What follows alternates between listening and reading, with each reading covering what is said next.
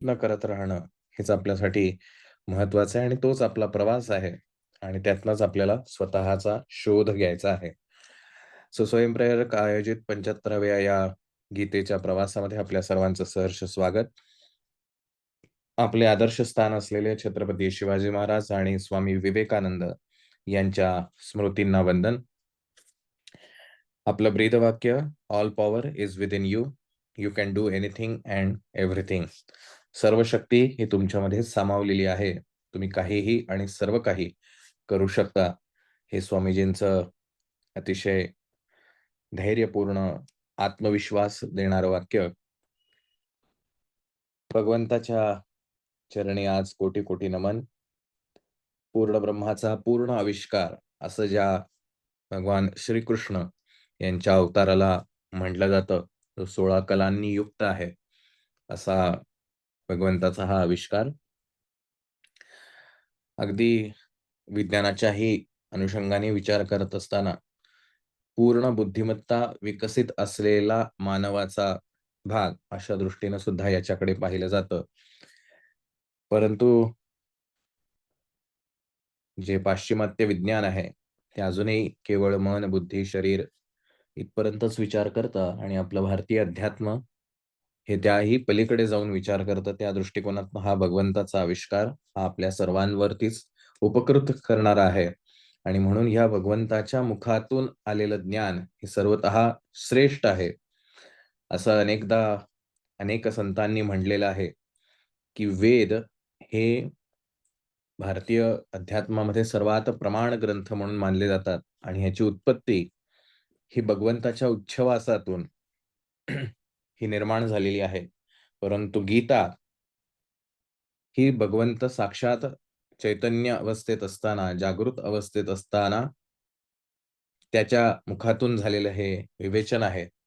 जरी ते वेद, उपनिषद यांचंच सार असेल, तरी सुद्धा ते सर्वार्थानं भगवंतांच्या मुखातून निघालेलं आहे आणि म्हणून ती भगवत गीता आहे.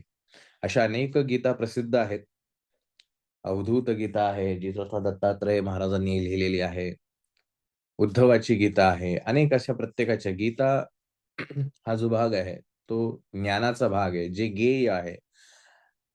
अशा पद्धतीचं जे आहे त्याला गीता म्हटलं जातं. मग ते ज्यांनी सांगितलंय, त्याचं नाव आधी लावलं जातं. सो भगवद्गीता भगवंतांनी सांगितलेली ही तर ज्ञानाची, तत्वज्ञानाची आपल्यासाठी असलेल्या श्लोकबद्ध असलेले हे सगळ्या गोष्टी आणि असं हे सर्वश्रेष्ठ ज्ञान आपल्यासारख्या सर्वसामान्य माणसांना आपल्या बोलीभाषेत समजावं, सहज सोपं करून सांगावं, यासाठी या संत श्रेष्ठ ज्ञानेश्वर माऊलींनी आपल्यावरती अनंत असे उपकार केलेले आहेत. त्यांचाही 750वा जयंती उत्सव आज आळंदीमध्ये अ, संपन्न झाला. तसा हा दुग्ध शर्करा योग आजच्या दिवशी होता आणि अशा या संतश्रेष्ठ ज्ञानेश्वर माऊलींना सुद्धा कोटी कोटी वंदन, की ज्यांच्या कृपेनं आपल्यासारख्या सामान्य व्यक्तींना हे गूढ असलेलं ज्ञान हे अतिशय सोपं आणि सहज साध्य हे असं आपल्याला ज्ञानेश्वरी ही जवळपास 9,500 ओव्यांमध्ये सांगितली गेलेली ज्ञानेश्वरी ही सांगितलेली आहे आणि मग ती लिहून काढण्यात आली. अनेक संत श्रेष्ठ विभूती ज्या आहेत किंवा ज्या उत्तमोत्तम कलाकृती घडलेल्या आहेत, साहित्य निर्माण झालेलं आहे. तर ह्या आपण आपल्याकडे मराठीत जो शब्द आहे, स्फुरण ह्या विचार करून लिहिलेल्या, सांगितलेल्या अशा नसतात. तर ह्या स्फुरतात. आपोआप ते शब्द, आपोआप ते विचार प्रकट व्हायला लागतात आणि त्यातनं ती गोष्ट निर्माण होते. कारण ज्याच्या हातून हे कार्य घडतं, तो तितकाच भगवंताच्या चरणी लीन असतो आणि अशा अवस्थेमध्ये असताना हे गोष्टी स्फुरतात. तसंही ज्ञानेश्वरी सुद्धा आपल्यासारख्या सामान्य जनांसाठी स्फुरलेली आहे. पण ही स्फुरून संपूर्ण ज्ञानेश्वरी कथन केल्यानंतर सुद्धा ज्यावेळेला ज्ञानेश्वर माऊली आपल्या गुरूंना शरण जातात, की गुरुवर्य आपल्या आदेशाने हे कार्य संपन्न झालं. तर स्वाभाविकपणे शिष्याची अपेक्षा अशी असते, की गुरूंनी आपल्याला शाबासकी द्यावी, आशीर्वाद द्यावा, कौतुक करावं. परंतु ज्ञानेश्वर माऊलींच्या गुरूंनी त्यांना विचारलं, की "हे जे सांगितलंस, हे सगळं तर त्या भगवंताने जे सांगितलेस तेच सांगितलंस. तुझं असं काय त्याच्यामध्ये आहे? तर तू तुझ्या गोष्टी सांगणं अपेक्षित आहे आणि ह्याला म्हणतात गुरु." नाहीतर एखादा असेल तर छान-छान तू किती छान केलं आणि कौतुकाचे उमाळे आले असतील, तर तो काही गुरु नाही. आणि मग ज्ञानेश्वर माऊलींच्या स्वानुभवातून जो ग्रंथ रचला गेला, तो अमृतानुभव अत्यंत काय म्हणूया सर्वश्रेष्ठ अशा कॅटेगरीमध्ये बसणारा, फार उच्च प्रतीचा स्वानुभव जे आहेत ज्ञानेश्वर माऊलींचे, अगदी त्याच्यामध्ये भगवंताविषयी कथन आहे, गुरूंविषयी कथन आहे, ज्ञानाविषयी कथन आहे, अनेक गोष्टी आहेत. आणि तो अमृतानुभव सांगितल्यानंतर माऊलींनी गुरूंची आज्ञा घेतली, की आता कार्य संपन्न झालं. तर अशा संतश्रेष्ठ ज्ञानेश्वर माऊलींना सुद्धा कोटी-कोटी वंदन. आणि आजच्या भागाकडे आपण जाऊया. वेळ अधिक न घेता पण त्यातला गाभा, त्यातला आशय समजून घेण्याचा आपण प्रयत्न करूया. अर्जुनाने विचारलेला प्रश्न साधा सोपा आहे. 2 मला सांगू नको गोष्टी करायला. नेमकं काय करायचं तेवढं सांग. एका बाजूला ज्ञान श्रेष्ठ आहे, ज्ञान मिळवलं पाहिजे असंही म्हणतोस आणि एका बाजूला कर्म करायला पाहिजे असंही म्हणतोस. मग नेमकं काय करावं? आता हा जो अर्जुनाचा प्रश्न आहे, हा विविध काय म्हणूया कंगोऱ्यांनी त्याच्याकडे पाहता येईल. पहिला स्वाभाविकपणे प्रश्न आहे, की युद्धभूमीवरती मी आहे. मी नेमकं काय करू? युद्ध करू, की मग ह्या ज्ञान संपादन करण्यासाठी जी काही साधना करायची असेल, ती करणं अपेक्षित आहे. मला नेमकं काय ते सांग. आपल्याही आयुष्यात आपण भगवंताची सेवा करत असतो. आपल्याला जी जमेल, जशी रुचेल तशी करत असतो. आणि आपल्याला काही वेळेला असं वाटून जातं, की आपण ह्या उगाच संसारामध्ये अडकलेलो आहोत. आपण खऱ्या अर्थाने भगवंताची सेवा करणं अपेक्षित आहे. तर कोणीतरी मला असं मार्गदर्शन करावं, की मी नेमकं काय करावं? आणि मग कोणीतरी आपल्याला सांगतं, की "ठीक आहे, तुम्हाला संसारात रस नाही, तर संसार फक्त कर्तव्य म्हणून करा. बाकी परमार्थात लक्ष घाला." तर तसं अर्जुनाने सुद्धा विचारलं, की "बाबा नेमकं काय आहे?" आता कृष्णासारखा सखा, कृष्णासारखा गुरु, कृष्णासारखा मार्गदर्शक ज्याच्या आयुष्यात असेल, तो आपल्यासारखी आपण जशी उत्तरं देतो, की मग तिकडं जमत नाही का, इकडे या, माझंच ऐका, माझे फॉलोअर्स व्हा. असं जे आपण मार्गदर्शन करतो, असं कृष्णाने केलं नाही, कारण कृष्ण हा खरा मार्गदर्शक आहे. आणि जे मागच्या वेळेला आपण पाहिलं, की भगवंताने असं सांगितलं, की हे 2 गोष्टी तू स्वतंत्र मानू नकोस. ह्या दोन्ही गोष्टी एकाच गोष्टीचे भाग आहेत. जसं आपण तिसऱ्या अध्यायामध्ये याचं एक उदाहरण पाहिलं होतं, की आपल्याला जर प्रवास करायचा असेल, तर मला पुण्यावरून उठून आपण असं धरूया दिल्लीला जायचंय. तर माझ्या घरातून तर काही बस, रेल्वे येत नाही. तर मला इथून रेल्वे स्टेशनवर किंवा बस स्थानकापर्यंत जावं लागेल. फ्लाइटला जायचं असेल, तर मला एअरपोर्टपर्यंत जावं लागेल.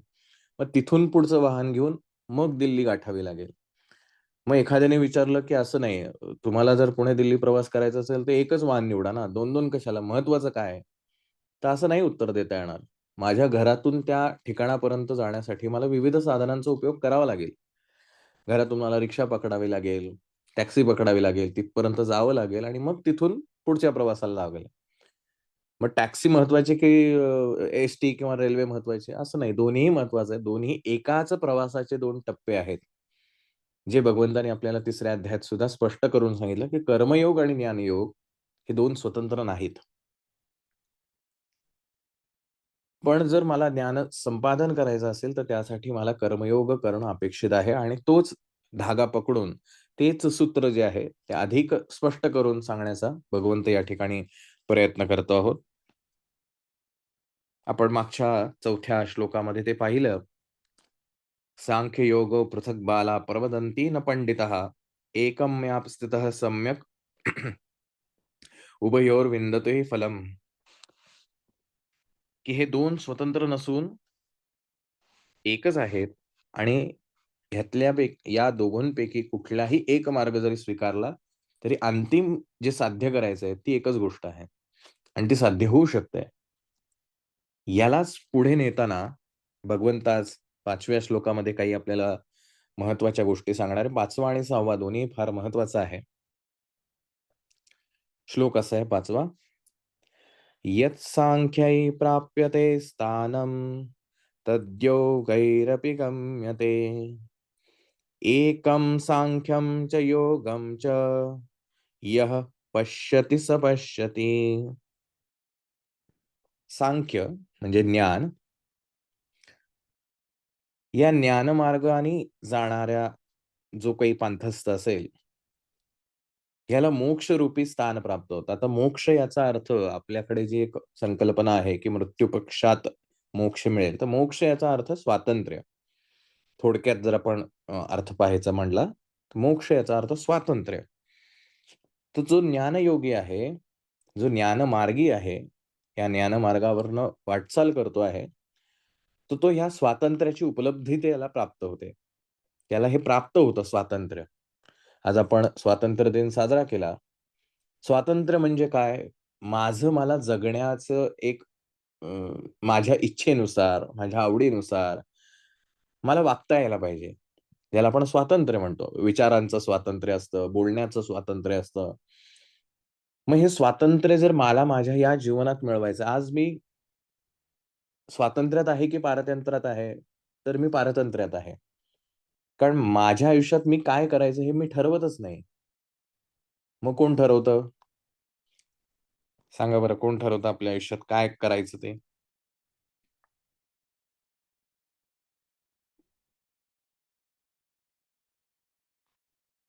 माझ्या आयुष्यात मी काय विचार करायचा, मी काय बोलायचं, मी काय कृती करायची, हे सगळं कोण ठरवतं? अगदी बरोबर राहुल, सर्वेश. मन, माइंड. मी काहीच ठरवत नाहीये. हे ऑटोमॅटिकली सगळ्या गोष्टी घडत चालल्या आहेत. म्हणजे आपसूक माझ्या मनात असाच विचार का यावा? आपसूक मला एखाद्या व्यक्तीविषयी चांगलं का वाटावं? एखाद्या व्यक्तीविषयी वाईट का वाटावं? मला रागच का यावा? मला चांगलंच का वाटावं? हे सगळं मी ठरवूच शकत नाहीये. हे माझं मनच ठरवतंय. मग आता तुम्ही म्हणाल, की माझं मन हे माझंच आहे ना, म्हणजे मीच ठरवतोय ना. नाही. इथेच तर आपला गोलमाल आहे. हे माझं मन हे पूर्वसंस्कारांनी युक्त आहे. अनेक गोष्टी त्याच्या या मागील जन्मामध्ये, या जन्मामध्ये अनेक गोष्टी घडलेल्या आहेत.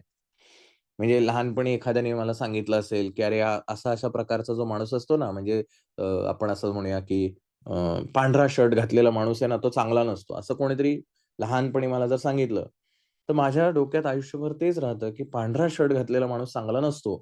आणि मग मी कितीही मोठा झालो, तरी सुद्धा माझ्या डोक्यात तेच असतं, की पांढरा शर्ट घातलेला माणूस चांगला नसतो. मग मी त्या व्यक्तीवर विश्वास ठेवत नाहीये. का? तर माझ्या बालवयामध्ये माझ्यावर तसे संस्कार झाले, की पांढरा शर्टवाला व्यक्ती चांगला नाही. तसंच आपल्या प्रत्येकाच्या जीवनामध्ये असे लहानपणापासून कित्येकांनी संस्कार केलेले आहेत, ज्याची आपल्याला कल्पना सुद्धा नाही. आज आपल्याला ते आठवत सुद्धा नाही. मागील अनेक जन्मांमध्ये आपल्यावरती जे संस्कार झालेत, ह्या सगळ्याचं फलित म्हणून आपलं ते मन तयार झालंय. आणि ह्या मनात जे घडतंय ते आपसूक घडत चाललंय. मी काही माझा कंट्रोलच नाही त्याच्यावरती. मग कुठली गोष्ट मी पाहावी, एखाद्याला लता मंगेशकर आवडते, एखाद्याला पॉप म्युझिक आवडतं, एखाद्याला आणखीन काय भजनच आवडतील. का असं? आपण म्हणतो, "काय माहिती असं का?"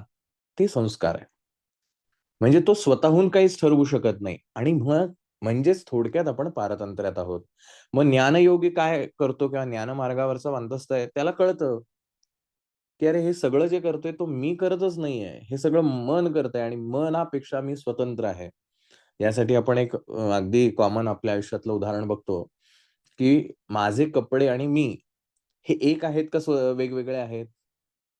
तर आपण म्हणताना काय म्हणतो, "हे माझे कपडे आहेत." हे माझे कपडे आहेत. याचाच अर्थ मी आणि माझे कपडे हे स्वतंत्र आहेत. जरी ते कपडे माझेच असले, तरी कपडे म्हणजे मी नाही, हे मला निश्चित माहिती असतं. हे माझे विचार आहेत. म्हणजे मी आणि माझे विचार हे वेगवेगळे आहेत. हे एक असूच शकत नाहीत. माझ्या बोलण्यामध्येच माझा अर्थ लपलेला आहे, की हे माझे विचार आहेत. याचा अर्थ मी हा विचारांपेक्षा स्वतंत्र असला पाहिजे. ह्या माझ्या भावना आहेत. हे ज्याला मी म्हणतो त्या भावनेपेक्षा मी स्वतंत्र आहे. म्हणजेच आपण ह्या ज्ञानमार्गावरचेच असतो. पण आपल्याला त्याची अनुभूती नसल्यामुळे आपण पारतंत्र्यात आहोत.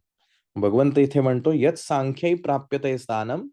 कुठलं स्थान प्राप्त होतं त्याला? स्वातंत्र्याचं, मोक्षाचं.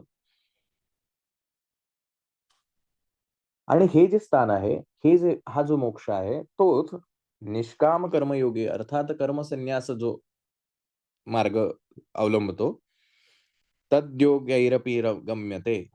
तसंच हा जो निष्काम कर्मयोग करणार आहे, पुन्हा एकदा ही संकल्पना लक्षात घ्या. कर्म करणं आणि कर्मयोग करणं खूप वेगवेगळ्या संकल्पना आहेत. आपण सगळेच भगवंतासहित सगळेच जण कर्म करत असतो. कारण कर्माशिवाय जगणं हे कोणालाही शक्य नाही. अगदीच काहीच न करणं हे सुद्धा एक कर्म आहे. श्वास घेणं कर्म आहे. विचार करणं कर्म आहे. कृती करणं कर्म आहे. मग ती चांगली घडेल, वाईट घडेल, जे काही असेल. मग आपल्या धर्माने आपल्याला सांगितलं, की चांगले कर्म करा, पुण्य मिळेल. पुण्य मिळाल्यावर काय होणार? स्वर्गाची प्राप्ती होईल. म्हणजे काय होईल? आत्यंतिक सुखाची तुम्हाला प्राप्ती होईल. वाईट कर्म कराल, पाप घडेल. पाप घडेल म्हणजे काय होणार आहे? आत्यंतिक दुःखाची तुम्हाला प्राप्ती होणार आहे.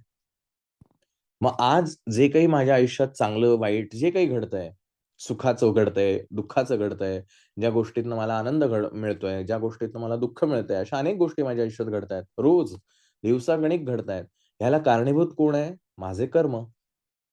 जे काही मी केलेलं आहे, त्या सगळ्या गोष्टींचं परिपाक म्हणून माझं हे आयुष्य चालू आहे. ज्याला आपण काय प्रारब्ध, नशीब वगैरे, वगैरे जे काही आपण शब्द वापरतो, हे सगळे मी केलेले जे ॲक्शन्स आहेत, त्याच्या रिएक्शन्स आहेत.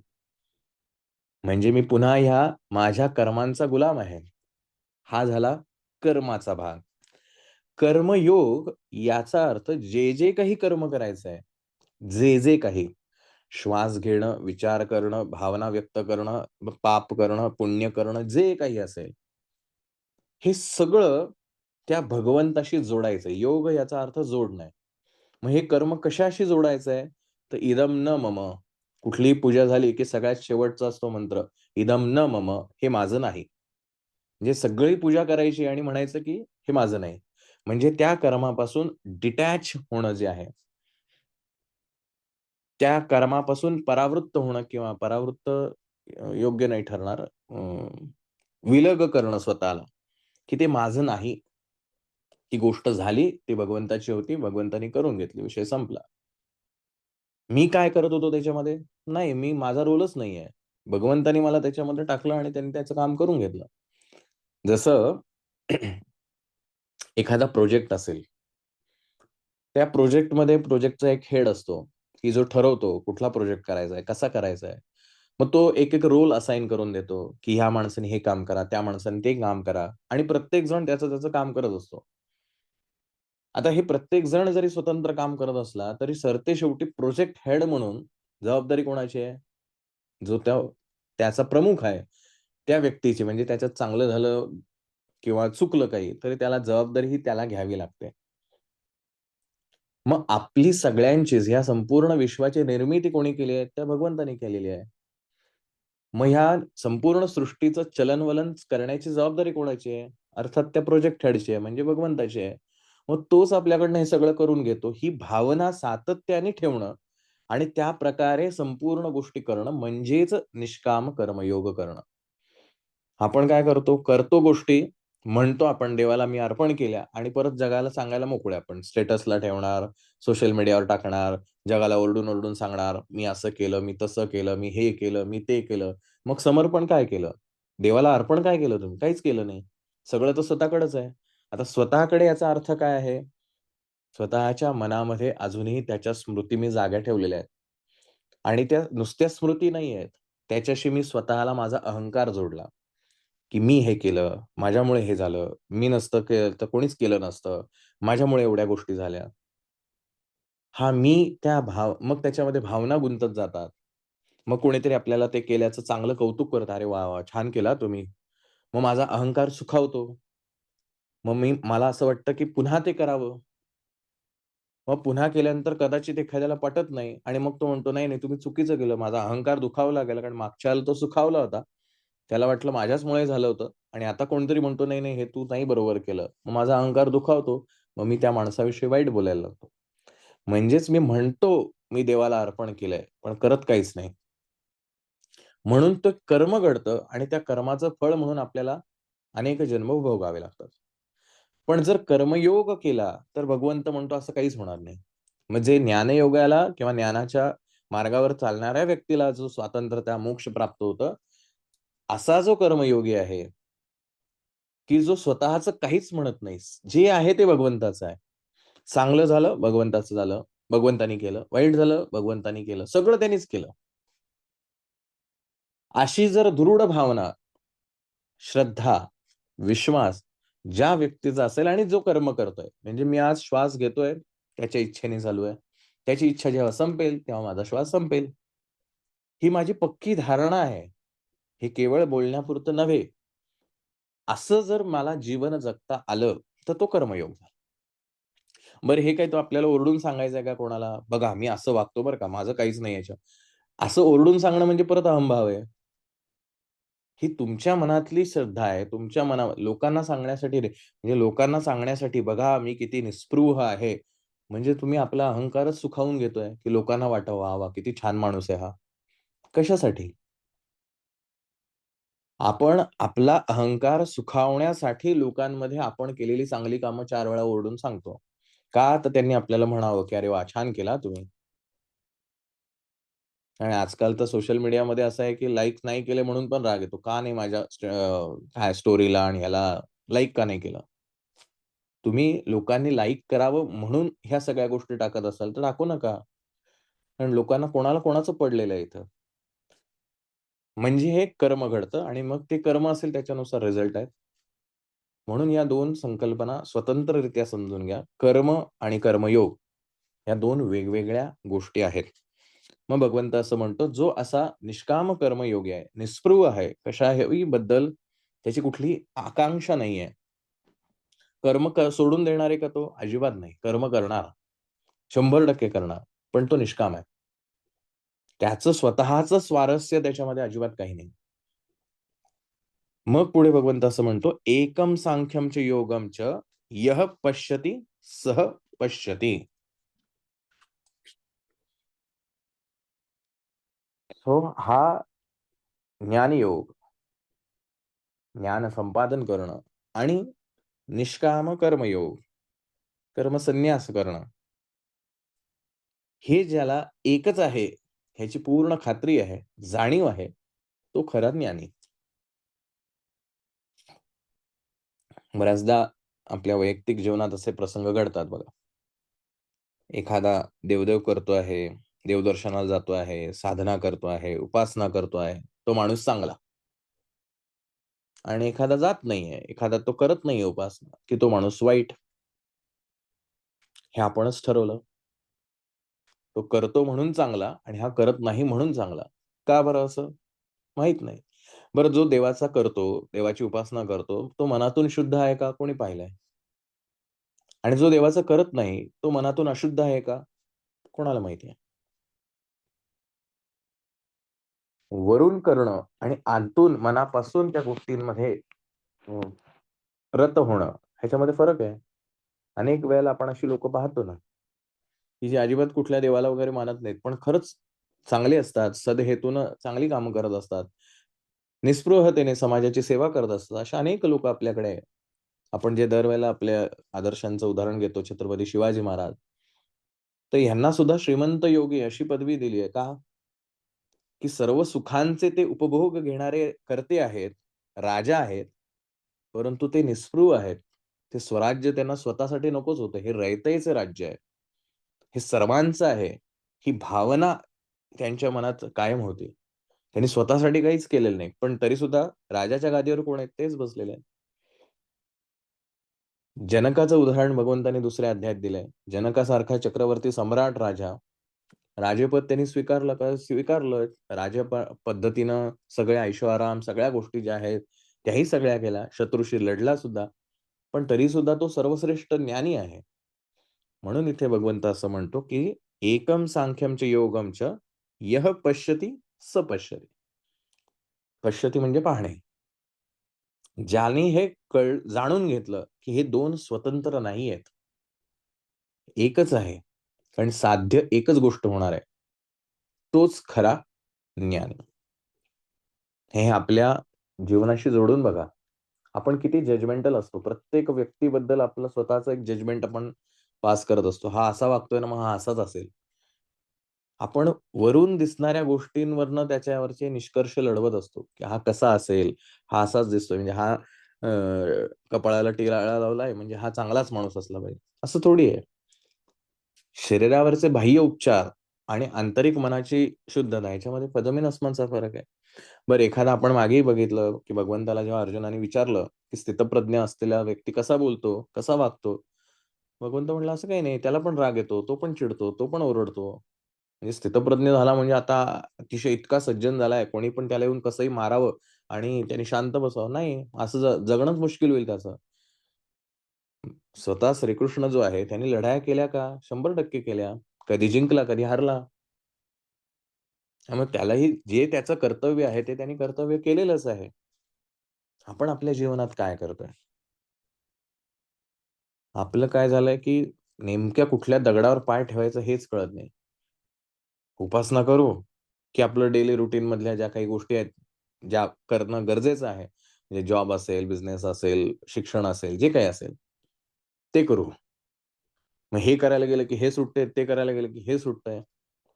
म्हणजेच आपण ज्ञानी नाहीत हे आपल्याला एक्सेप्ट करणं पहिलं गरजेचं आहे. तरच आपण सुधरू शकतो, की प्रपंचातल्या गोष्टी करणं आणि देवाच्या उपासना करणं, या दोन्हीही एका दृष्टीनं समान आहेत. फक्त करायचंय काय? तर जो प्रपंच आहे, तो भगवंताचा आहे, असं समजून करायचं आहे. असं जर केलं, तर आपल्याला ज्ञान प्राप्त होणार आहे. आपल्या वाटेला जे काही आलेलं आहे, आपल्या कर्मांचे भोग आहेत, सुख-दुःख सगळं जे काही आहे, हे भगवंताचं देणं आहे. म्हणजे कर्मयोग आहे. दुःख आहे, आजारपण आहे, संकट आहे, त्याचं देणं आहे. हा कर्मयोग आहे. मला जोडायचं प्रत्येक गोष्टीला भगवंत कदाचित एखाद्याला असं वाटेल, असं थोडी आहे. सगळं कशाला त्याच्यावर खापर फोडायचं. त्याने काय होणार आहे? परत तुरटीचं उदाहरण घेऊया आपण. हे रामकृष्णांनी कायम दिलेलं आहे, की हा विचार जो आहे ना, की प्रत्येक गोष्ट भगवंताला जोडायची आहे. ह्याने काय होणार आहे? वर पाहता खरंच काही नाही होणार. पण आंतरिक जो बदल होत जाणार आहे, की एखादा मांस-मच्छी खाणारा व्यक्ती आहे आणि त्याला आपण असं सांगितलं, "बाबा ठीक आहे, तुला खायचंय ना, तुला सोडवत नाही ना, काही हरकत नाही. खात राहा. पण हे भगवंतासाठी खातोयस असं म्हणायचं मनातून आणि खायचं." एकदा खाईल, पण शेवटी आतली जी भावना आहे, सत्कार्य प्रत्येक माणसाने केलेलं आहे. स्वामी विवेकानंदांनी नेहमी सांगितलेलं आहे, या जगात कोणीही माणूस 100% चांगला आणि कोणीही माणूस 100% वाईट अजिबात नाही. कुठलंही कर्म हे 100% चांगलं आणि 100% वाईट असं अजिबात नाही. हे सगळ्यांचं कॉम्बिनेशन आहे. तर त्याचं जे आतलं सत्कार्य केलेलं आहे, ते सत्कार्य त्याला सांगतं, "अरे, हे असं करणं बरोबर नाही. देवाचं कुठं मच्छी मार खातो." मग दुसऱ्यांदा, "नको अरे, नको खायला आपण." हळू त्याच्यात आंतरिक बदल होत जाणार आणि मग तो म्हणणार, "नको आता मला नाहीच खायचं." कारण भगवंताला हे कसं काय देणार मी? नाही चालणार त्याला. कुठल्यातरी अनुषंगाने ही जी आंतरिक होणारी त्याच्यामधलं जे परिवर्तन आहे, ते सर्वाधिक महत्त्वाचं आहे. बाह्य कृती काय घडते हे नंतर. आंतरिक त्या गोष्टीकडे त्याचा बघण्याचा दृष्टिकोन, एखादा प्रपंच म्हणजे आजकाल बघा रस्त्यांवरती कुत्री बसलेली असतात आणि आपण जेव्हा त्या वाटेवरनं जात असतो, तर बऱ्याचदा ती मागे लागतात, भुंकत असतात. त्या कुत्र्यांना असं वाटतं ही आपली हद्द आहे. माझ्यामुळे ही गोष्ट सुरक्षित आहे आणि इथे जर कोणी आगंतुक एखादा आला, तर माझं काम आहे इथल्या हद्दीचं रक्षण करणं आणि त्याची हद्द संपेपर्यंत तो भुंकत राहतो किंवा तुम्ही जोपर्यंत गाडी पळवताय तोपर्यंत. तुम्ही स्थिर झाला, की तो शांत होतो. आपल्यालाही असंच वाटतं, की माझ्यामुळे काय तो प्रपंच चालू आहे. मी जर केलं नाही ना, सगळं बंद पडून जाईल. असं आपलंच आपल्याला वाटत असतं. पण आजवरचा इतिहास बघा, कोणा वाचून कोणाचं अडलंय? आपलेही आई-वडील, आजी-आजोबा, त्यांचे आई-वडील, त्यांचे आई-वडील हे एक काळ होता त्यांचा. मृत झाले. गोष्ट थांबली? नाही थांबली. चालूच राहिली पुढे. हा कर्मयोग आहे, की भगवंताशी हे जोडणं. कर्म थांबवायचं नाहीये. जे काही आपल्या वाटेला आलेलं आहे ते करतच राहायचंय. पण जे आहे ते कर्तव्य भावना म्हणून भगवंताचं आहे, म्हणून आपल्याला ते करायचंय. आणि आता पुढचा श्लोक अत्यंत महत्त्वाचा, म्हणजे हा 5व्या श्लोकावरती माऊलींनी एक दिलेला दृष्टांत आहे. फार सुंदर आहे. माऊली असं म्हणतात, "देखे आकाशा आणि अवकाशा, भेदू नाही जैसा, तैसे ऐक्य योग संन्यासा ओळखे जो." दृष्टांत कशाचा आहे? आकाश आणि अवकाश. आकाश आणि अवकाश. आकाश आपल्याला सगळ्यांना माहिती आहे. अवकाश, स्पेस. अवकाश म्हणजे स्पेस, मोकळी जागा. आता आकाश आणि मोकळी जागा ह्या 2 स्वतंत्र गोष्टी आहेत का? ह्या 2 स्वतंत्र असूच शकत नाही. एकच आहेत. कुठलं योग्य वाटतं सांगा तुम्हाला? आकाश, आपण जे पाहतो वरती, जी सगळी पोकळी आहे, ज्याला आपण आकाश म्हणतो, जे अनंत आहे असं म्हणतो. आणि स्पेस, जी मोकळी स्पेस आहे सगळी, ती सगळी स्पेस. या 2 स्वतंत्र आहेत की एकच आहेत? स्वतंत्र असेल तर 1 लिहा आणि 1 असेल, दोघंही एकच आहेत, वेगवेगळे असू शकत नाहीत.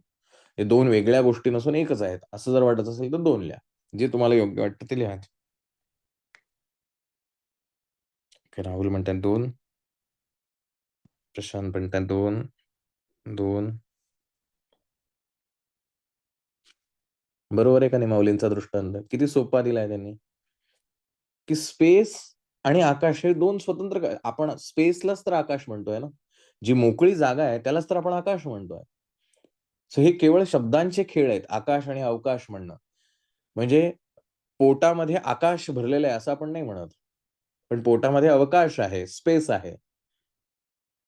आणि बाहेर जे आपण बघतो त्याला आपण म्हणतो हे आकाश आहे.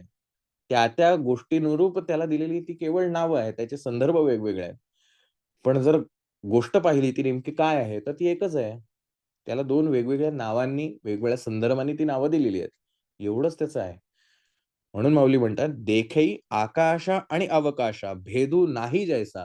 की ज्याला हे कळलं, की आकाश आणि अवकाश, स्पेस आणि आकाश या 2 स्वतंत्र गोष्टी असूच शकत नाहीत. भेदू नाही जैसा, त्याच्यामध्ये भेद नाही. तैसे ऐक्य योग संन्यासा ओळखे जो. तसं या ज्ञान आणि कर्मसन्यास ह्याच्यामधला भेद नाही, हे एकच आहेत. म्हणजे कर्मसन्यास किंवा कर्मयोग म्हणजे काय, निष्काम कर्मयोग, की हे माझं नाहीच, मी नाहीच ह्याच्यामध्ये. जे आहे ते भगवंताचं आहे. आणि ज्ञानी म्हणजे काय? तो ज्ञानी म्हणतो, की माझं अस्तित्वच नाहीये. मी स्वतंत्र असूच शकत नाही. जो आहे तो भगवंतच आहे. आपण मागच्या वेळेला हे उदाहरण पाहिलेलं आहे 2ऱ्या अध्यायामध्ये.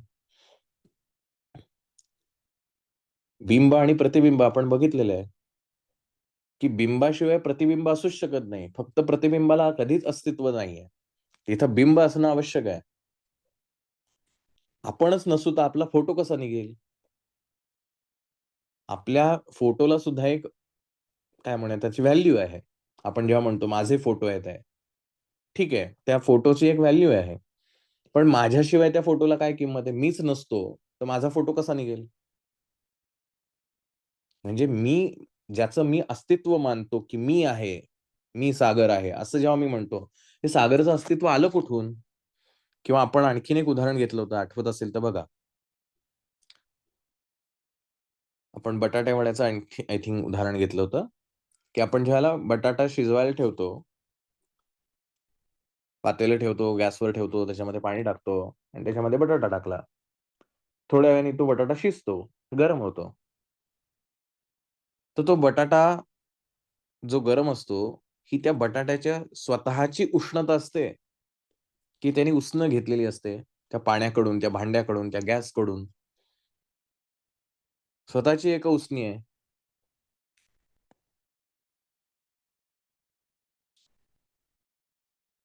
बटाटा जो गरम झालाय, त्यातली जी उष्णता आहे, ही त्या बटाट्याची स्वतःची आहे, की जी आधीच बटाट्यामध्ये होती आणि तर ती पाण्यात ठेवल्यामुळे ती बाहेर आली. असं होतं? का ते पाणी गरम झालं? पाणी का गरम झालं? तर गॅस तिथे पेटवला होता आणि म्हणून तो बटाटा गरम झाला. ओके. उसनी आहे. म्हणजेच आपलं अस्तित्व हे उष्ण आहे. आपल्याला स्वतःचं अस्तित्वच नाहीये. मग हे कुठून आलं माझं अस्तित्व? कुठून उष्ण घेतलंय मी? तर तो जो भगवंत आहे, ज्याचं प्रतिबिंब म्हणजे मी आहे, तर त्याच्याशिवाय माझं अस्तित्व 0 आहे. त्याच्याशिवाय म्हणजे तो जो आहे तो ओरिजिनल आहे आणि मी त्याचा फोटो आहे. त्याच्याशिवाय त्याचा फोटोच असू शकत नाही.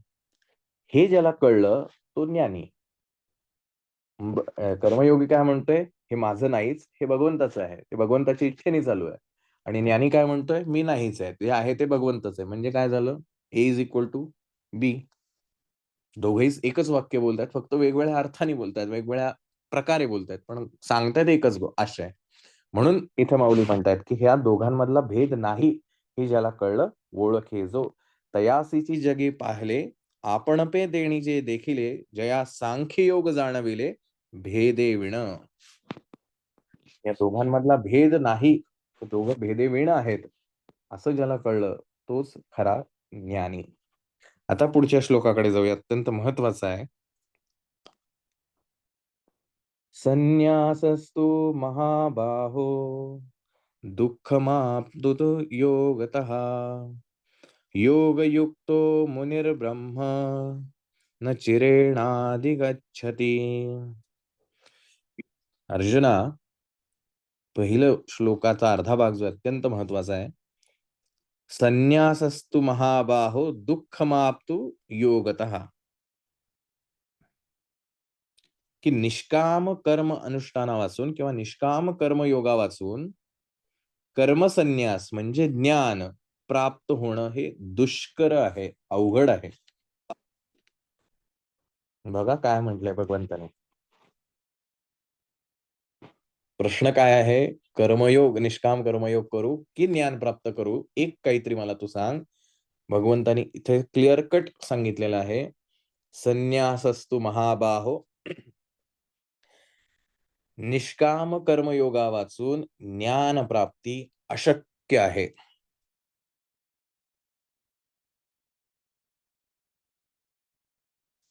का असं म्हटलं असेल? फार महत्वाचा प्रश्न आहे. आपण मागेही बघितलं, मागच्या अध्यायामध्ये भगवंतानी हे सांगितलं होतं, की ज्ञान हे गुरुकडून प्राप्त होतं आणि म्हणून सद्गुरूंची उपासना, त्यांची सेवा जी आहे ती आपण करणं अपेक्षित आहे.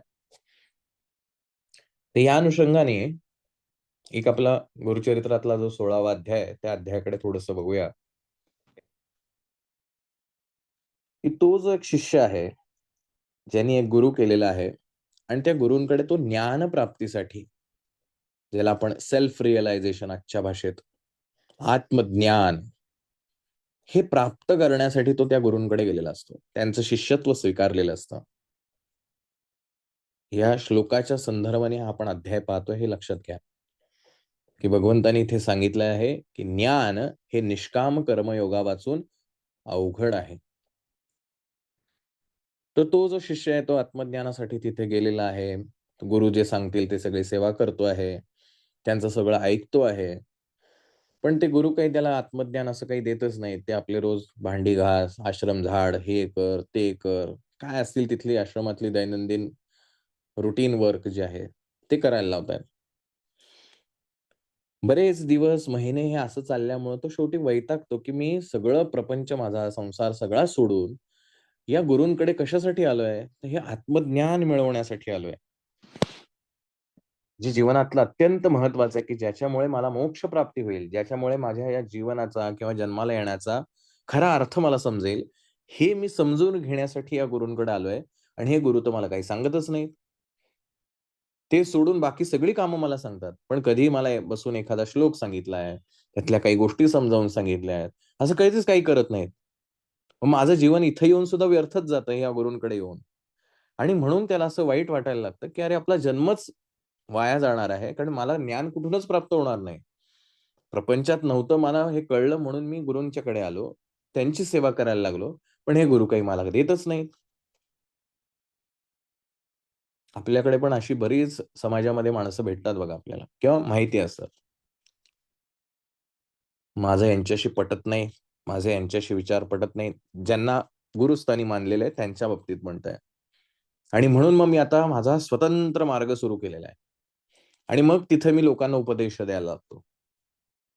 2 गोष्टींमधला फरक समजून घ्या. तर हा म्हणतो, की मी आता स्वतंत्र सांगतो, ह्या गुरूंना काही कळत नाही, हे चुकीचं सांगतायत.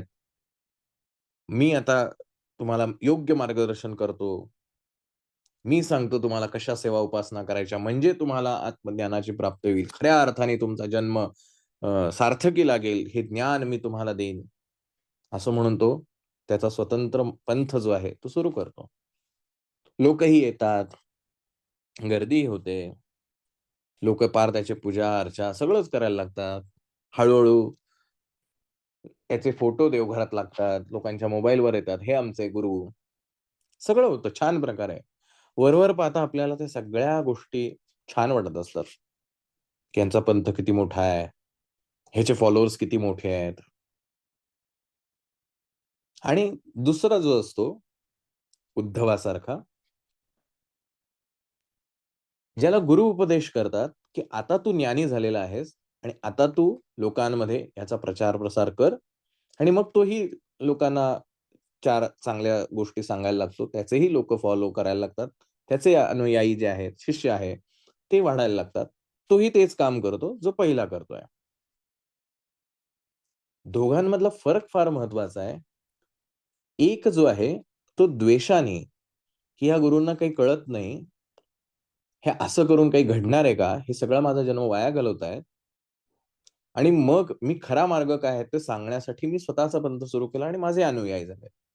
आणि दुसरा गुरूंच्या आदेशाने त्यांनी त्याचा पंथ सुरू केला. तो जो दुसरा आहे, त्याच्याकडे जे राहणारे लोकं आहेत, त्यांचा जन्म सार्थकी लागतो, पहिल्याकडे नाही. जरी याने कितीही शब्द पांडित्य वापरलं, कितीही अनेक गोष्टी करून दाखवल्या, तरी सुद्धा. आणि मग ते गुरुचरित्रातल्या त्या अध्यायात होतं, तो वैतागतो, तो म्हणतो माझा जन्मच वाया गेलेला आहे, कुठेही मला ज्ञान होणारच नाही, माझं नशीबच चांगलं नाही, वगैरे, वगैरे सगळ्या गोष्टी करत राहतो. आणि आत्महत्या करावी काय आता तसंही जगून उपयोग नाही. म्हणून स्वतःचं जीवन संपवावं या हेतूनं तो निघालेला असतो आणि त्या वाटेमध्ये महाराज बसलेले असतात. ते त्याला बोलावणं पाठवतात, त्याला बोलवतात.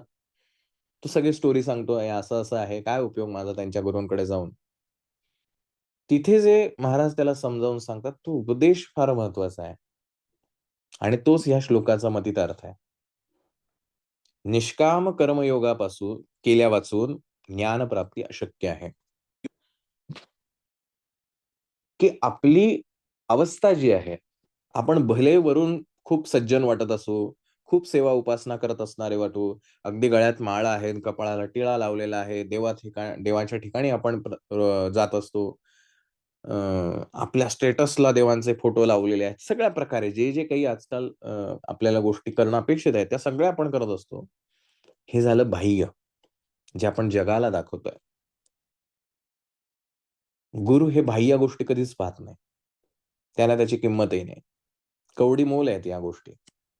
गुरु पाहतो ते आपलं मन आणि ते मन आपण मागच्या वेळेला पाहिलं होतं, की मनाच्या 6 अवस्था आहेत.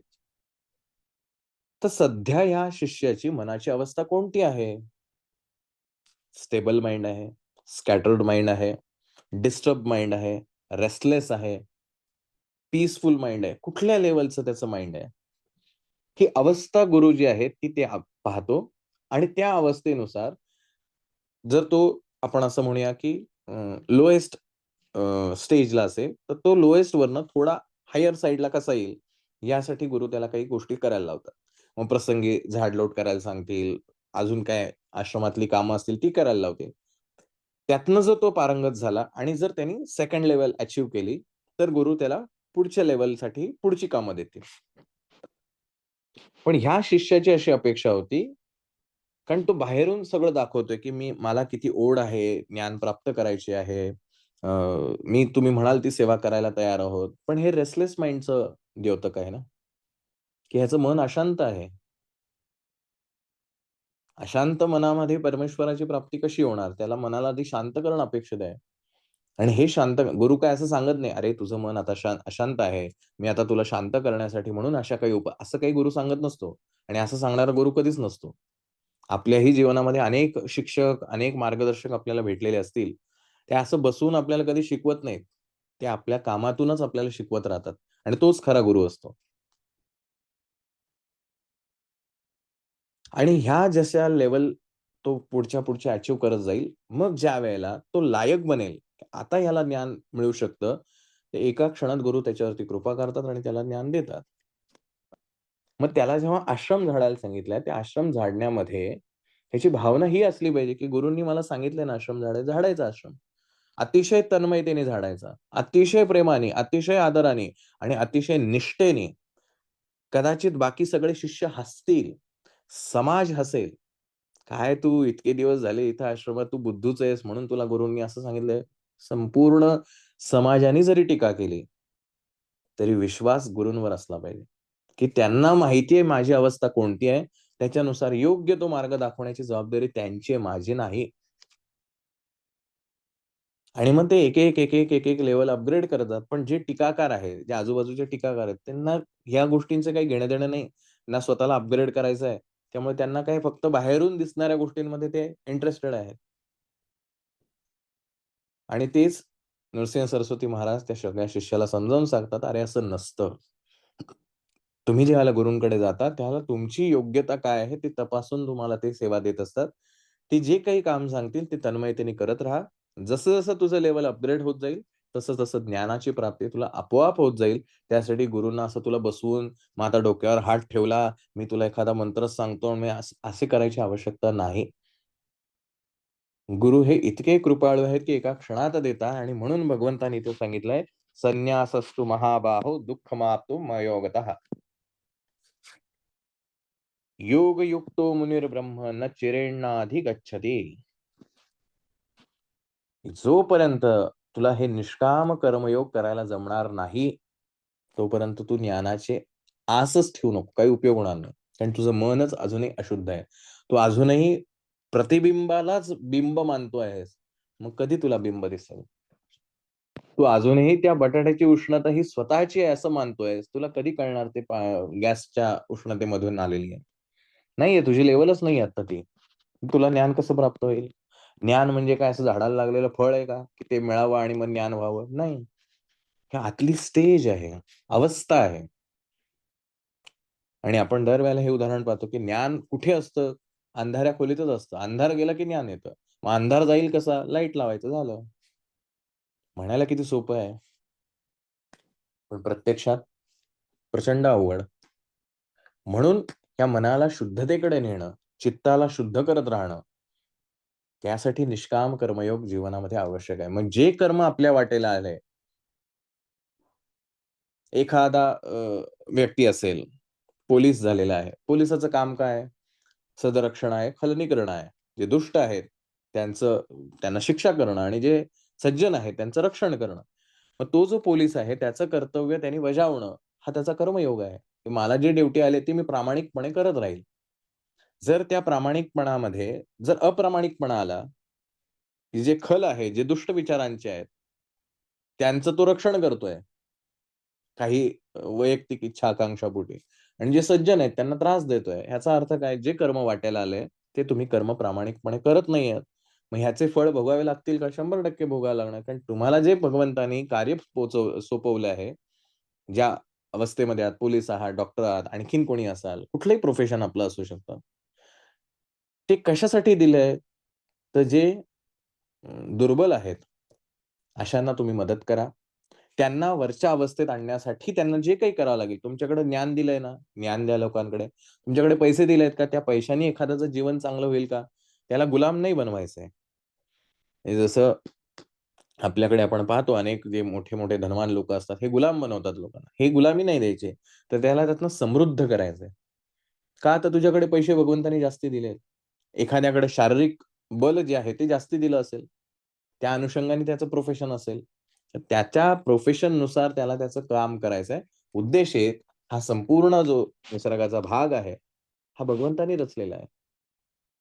आणि त्या भगवंताच्या ह्या सृष्टीचं माझ्या परीनं, माझ्या प्रोफेशननुसार, माझ्या क्षमतेनुसार रक्षण करणं, समृद्ध करणं, हे मी भगवंताची सेवा मानतो.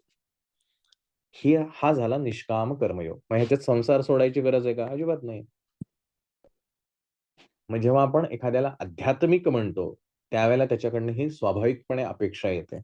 धार्मिक असणं वेगळं आणि आध्यात्मिक असणं वेगळं. एखादा व्यक्ती एखाद्या धर्माचा आहे, हरकत नाही. दुसऱ्या धर्मातलं एखादं ज्ञान चांगलं असेल, घ्यायला काय हरकत आहे? कारण तो आध्यात्मिक आहे. तो ज्ञानाचा ग्राहक आहे. ज्ञान संपादन करण्याची त्याची वृत्ती आहे. ती कुठून मिळते याच्याशी काय मतलब आहे? पण धर्म ऑफकोर्स माझा जो धर्म आहे त्या धर्माचं मी आचरण करायलाच हवं. धर्माच्या दृष्टीनं ही भाग वेगळी आहे आणि अध्यात्म ना शरीराशी निगडीत आहे, ना मनाशी निगडीत आहे, ना ह्या दोन्हींशी निगडीत असलेल्या कुठल्याही गोष्टींशी अध्यात्म निगडीत नाही. अध्यात्म जे आत्म्याशी संबंधित आहे, ते आहे. म्हणून भगवंत पुढे म्हणतो, योगयुक्तो मुनिर्ब्रह्म न चिरेणाधिगच्छति. निष्काम कर्मयोगी जो आहे, हा ईश्वर स्वरूपाचे मनन करून अल्प काळात मोक्ष प्राप्ती करून घेतो. की अशा प्रकारे हे सर्व जे काही आहे, हे भगवंताचंच कर्म आहे. त्या भगवंताशी सगळं कर्म जोडून टाकायचं. एकही कर्म स्वतःकडे ठेवायचं नाही. हे मी केलं, हे माझ्यामुळे झालं, हे हे वाईट झालं, हे चांगलं झालं, काहीच नाही. जे चांगलं आहे, वाईट आहे, सगळं जे आहे, ते त्या भगवंताचं आहे. माऊली याच्यावरती म्हणताना असं म्हणतात, "जो युक्तिपंथे पार्था, चढे मोक्ष पर्वता, तो महासुखाचा निमथा वहिला पावे." की असा जो निष्काम कर्मयोगी आहे.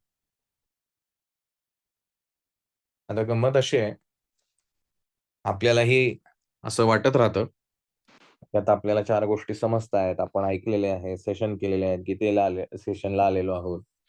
अजून काही पारायण करत असू, सगळं करत असू. आता मी एकदम उत्तम झालेलो आहे, पवित्र झालेलो आहे. कोणी ठरवलं? आपणच ठरवलं. म्हणजे कोणी ठरवलं? आपल्या मनानेच ठरवलं. मग आपलंच मन, आपल्याच मनाची परीक्षा घेऊन आपल्याच मनाचा निकाल कसा लावू शकेल?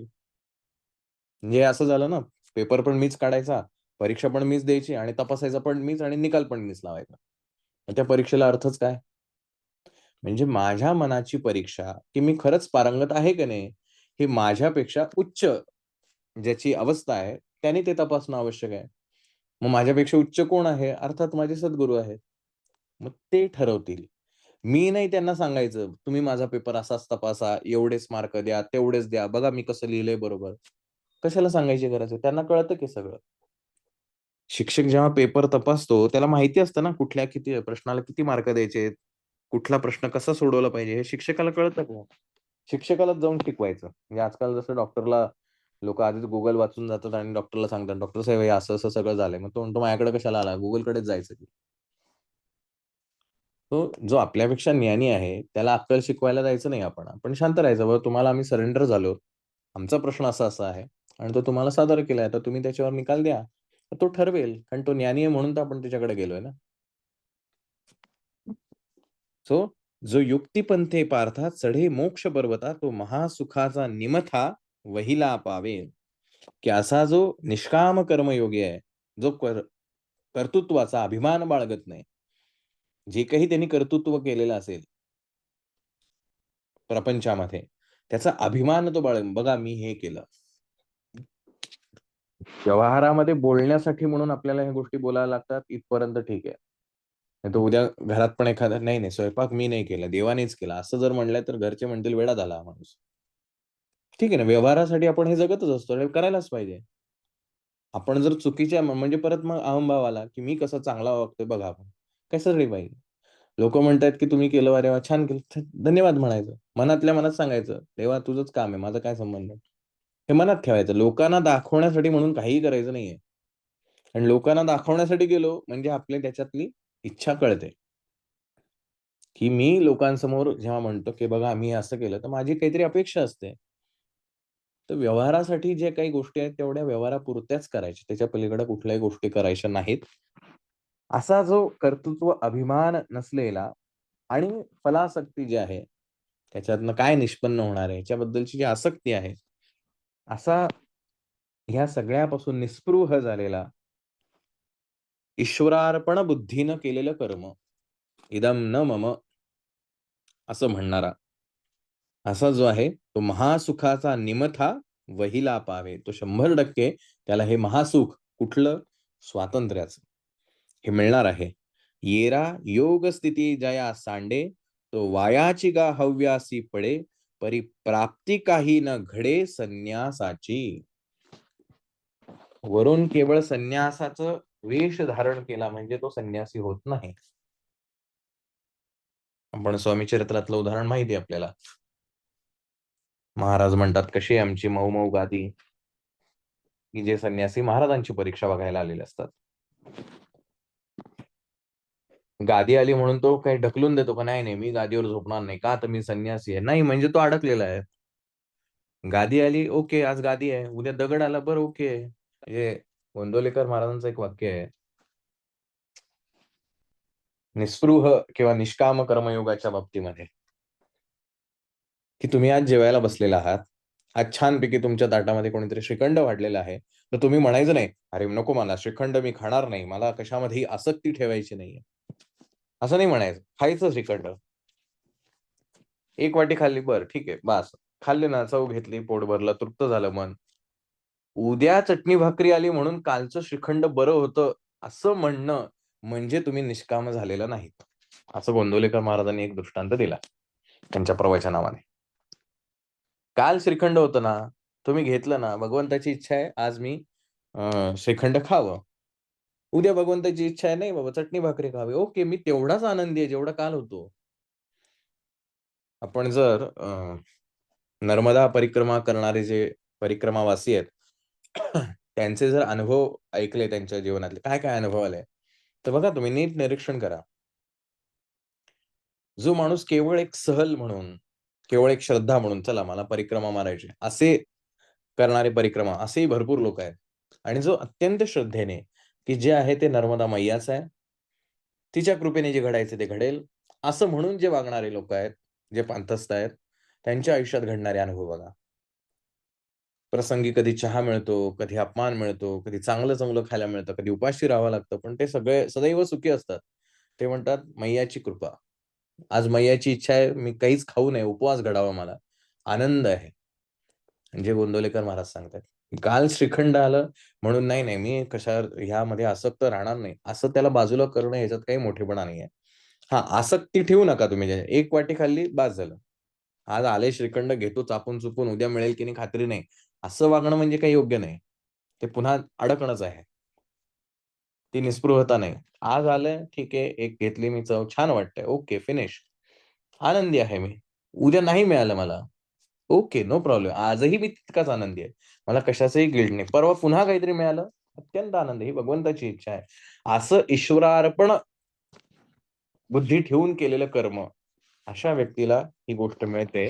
पण येरा योग स्थिती जया सांढे, परंतु केवळ बाह्य दिखावा चालू आहे. आतून मात्र सगळ्या इच्छा, आकांक्षा ज्याच्या आहेत, निष्काम कर्मयोगाचं अनुष्ठान न करता, अनुष्ठान म्हणजे काय? त्या विचारांवरती ठाम राहावं लागतं. आपण जेव्हा अनुष्ठान करतो असं म्हणतो, की मी काय 1,00,000 महामृत्युंजय जपाचं अनुष्ठान करतोय, म्हणजे मला ठराविक साचेबंद पद्धतीनं ती सेवा करावी लागते. एखादी वेळ ठरवली असेल, एखादी पद्धत ठरवली असेल, त्या पद्धतीनं ते करणं, त्याला अनुष्ठान म्हटलं जातं. निष्काम कर्मयोगाचं अनुष्ठान जे आहे, हे न करता एकदम नाही, नाही, मग ते जाऊन दे. सगळं प्रपंच-विपंच सगळं झूट आहे. त्यापेक्षा आपण संन्यास घ्यावा किंवा ज्ञान संपादन करण्याचे प्रयत्न करूया. मग 4 पुस्तकं वाचूया, 4 YouTuberचे अजून कुणाचे विचार ऐकूया, संतांचे विचार ऐकूया, सगळं ऐकूया.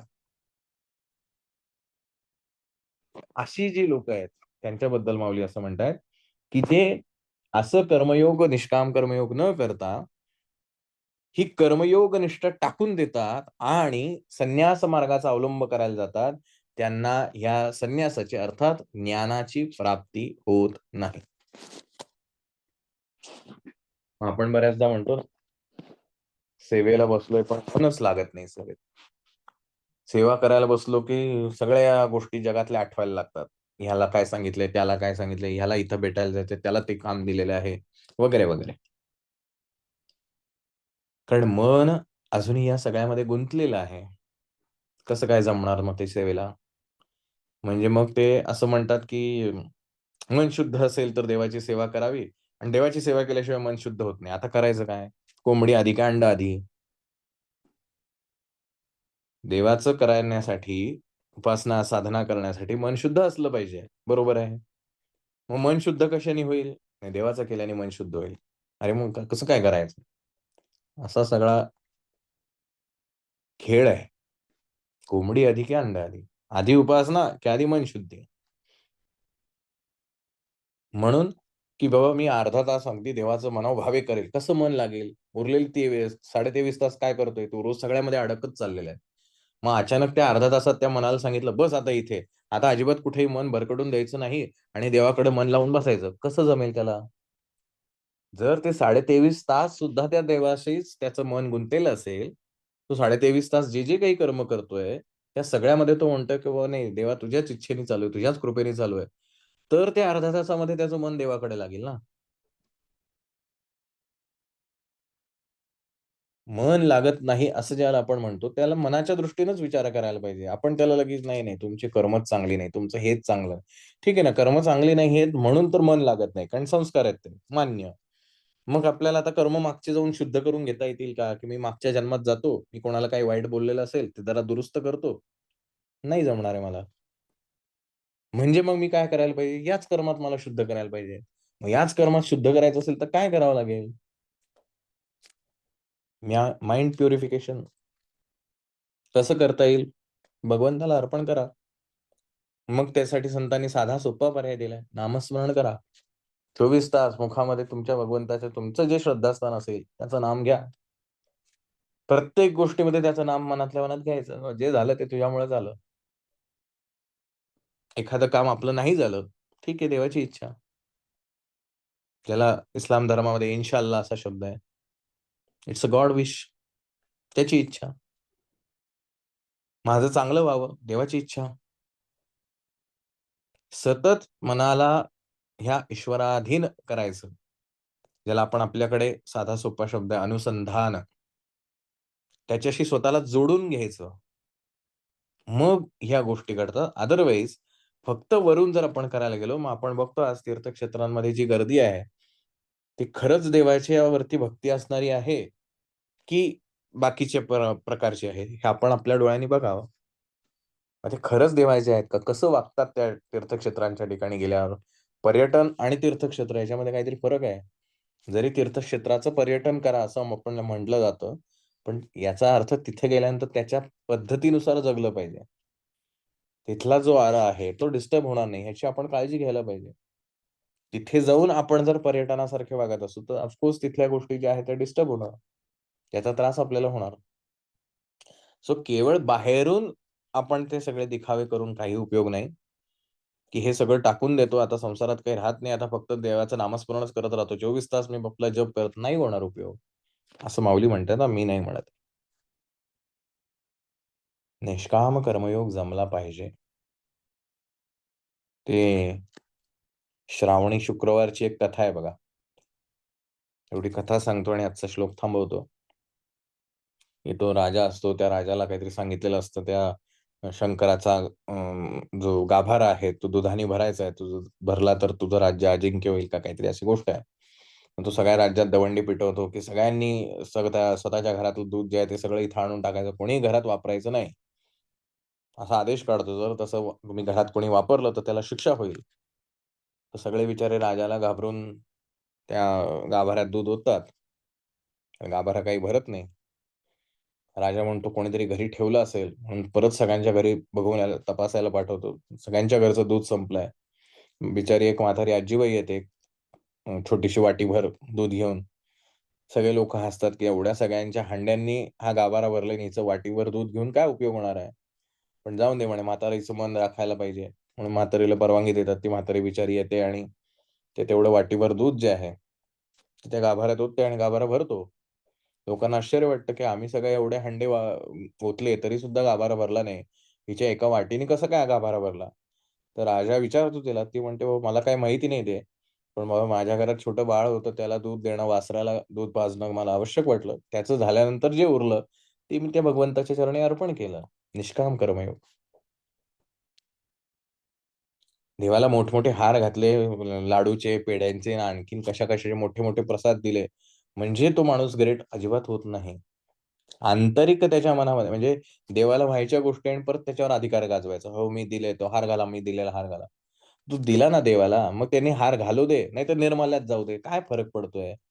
हार कोणाला दिलाय? देवाला दिलाय. तर देव बघेल ना त्याने काय करायचं. तू कशाला लक्ष घालतोय? म्हणजेच तो करून सुद्धा त्याच्यामधला जो काय म्हणूयात अटॅचमेंट जी आहे ती गेलेलीच नाहीये. तुम्ही देवाला 1 किलो लाडू ठेवले प्रसादाला. ठीक आहे, हरकत नाही. आता ते देवाला वाटायचे का आणखीन कोणाला जाऊन वाटायचे? माझं काय कर्तव्य आहे? मी दिले देवाला. देवाला माहिती आहे ना तुम्ही दिलेत बास.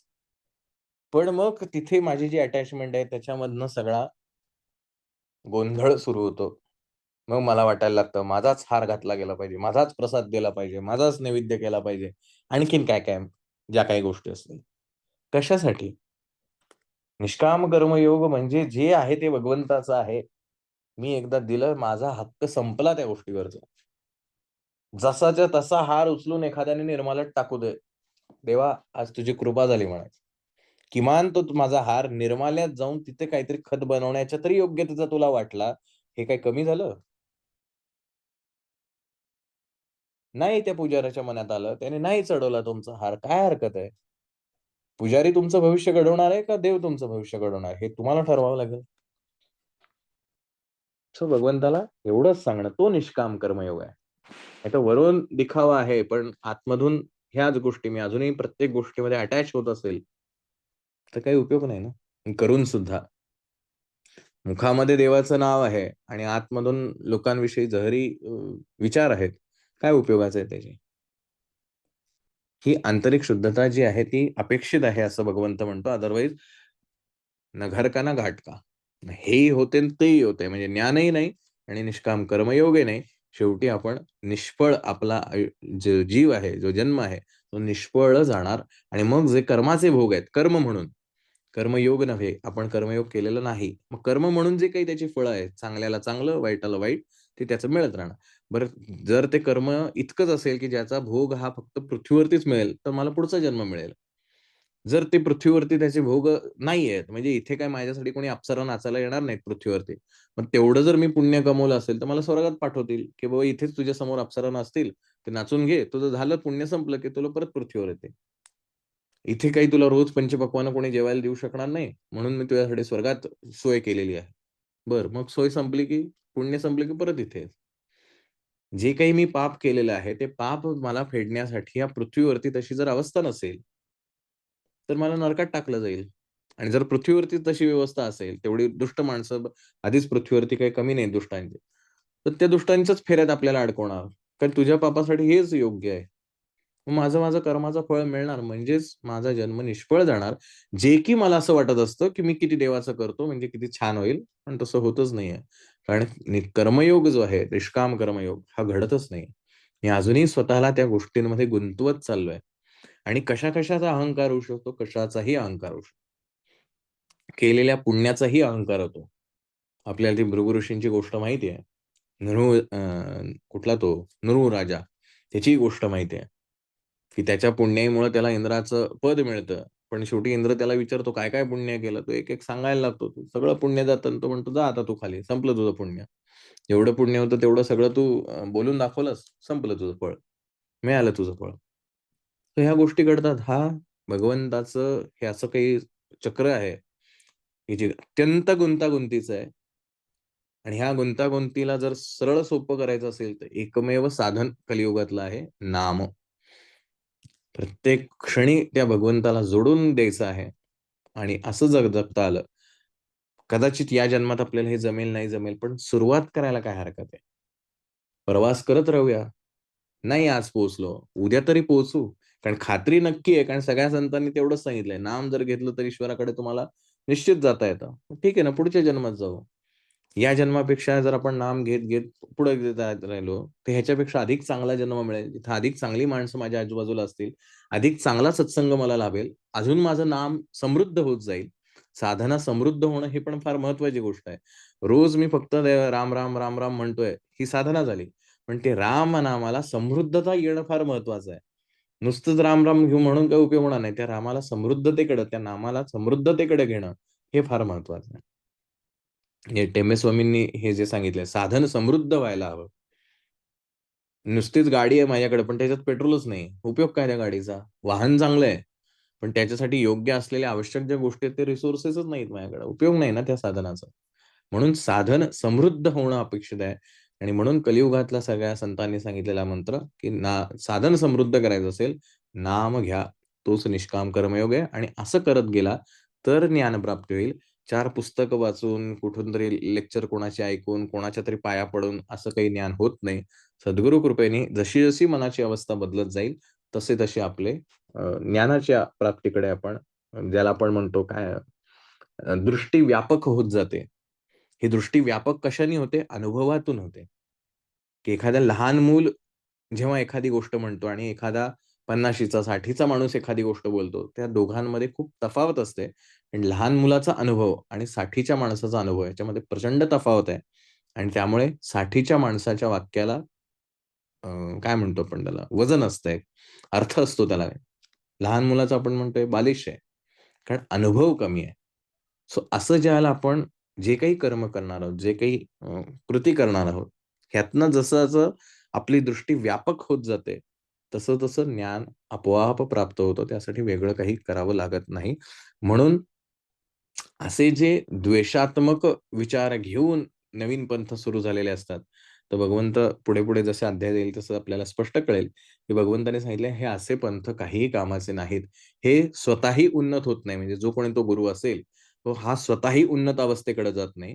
त्याचीही अधोगती होते आणि तो ज्यांना-ज्यांना मार्गदर्शन करतो, त्यांचीही अधोगती होते आणि सगळ्यात महत्त्वाचं लक्षात घ्या ईश्वराचा न्याय असा आहे, की हे त्याचे जेवढे अनुयायी असतात, ह्या सगळ्या अनुयायांची अवस्था जोपर्यंत उन्नत होणार नाही, मग त्याला कितीही जन्म लागू देत. म्हणजे सपोज आपण असं उदाहरण घेऊया, की एखाद्या अशा अ, द्वेषातून, द्रोहातून आलेलं एखादा गुरु आहे आणि त्याचे 100 अनुयायी आहेत. त्या 100 अनुयायांची अवस्था जोपर्यंत उन्नत अवस्थेकडे जात नाही, मग त्यासाठी 100 जन्म का लागू दे? तोपर्यंत ह्या एका व्यक्तीचे शिक्षाच सुरू होत नाही. तोपर्यंत त्याला खितपत पडावं लागतं. वेटिंग लिस्टवर राहावं लागतं. आणि मग त्याच्यानंतर ईश्वराची शिक्षा सुरू होते. मग ती शिक्षा भोगायची. मग जर तुम्ही काही सत्कर्म केलं असेल, तर भगवंत कृपा करतो. मग कुठल्यातरी एखाद्या मनुष्य देहामध्ये पाठवतो, की ठीक आहे तुला चान्स दिलाय. तू चांगलं काहीतरी काम कर. आणि मग तिथून त्याचा परत प्रवास होतो. हा असा गेम आहे ईश्वराचा. सो बेटर वे काय आहे? मी स्वतःकडे क्रेडिट घेण्यापेक्षा संतांनी जे सांगितलेले विचार आहेत, आपल्याकडे संत काही कमी आहेत का? दुसरा गुरु करायची गरज नाही आपल्याला. संत विचार भरपूर आहेत. ह्या संतांनी जे सांगितलं तेच इतरांना सांगावं. मग माझं ह्याच्यात काहीच नाही. त्या संतांनी जे सांगितलं ते मी तुझ्यापर्यंत पोहोचवलं. तुला नाही पटलं ते संतांशी जाऊन भांड. त्यांना विचार तुम्ही असं का सांगितलं? ते काय म्हणूया आपण त्यांना? अधिकारी आहेत. ते योग्य प्रकारे आपल्याला मार्गदर्शन करतील. माझं मी का त्याच्यामध्ये मिसळायचं? म्हणजे माझ्याकडे मला कर्तृत्व घेण्याची आवश्यकता नाही. अशा सगळ्या गोष्टी भगवंतांनी या गोष्टी स्पष्ट करताना सांगितल्यात.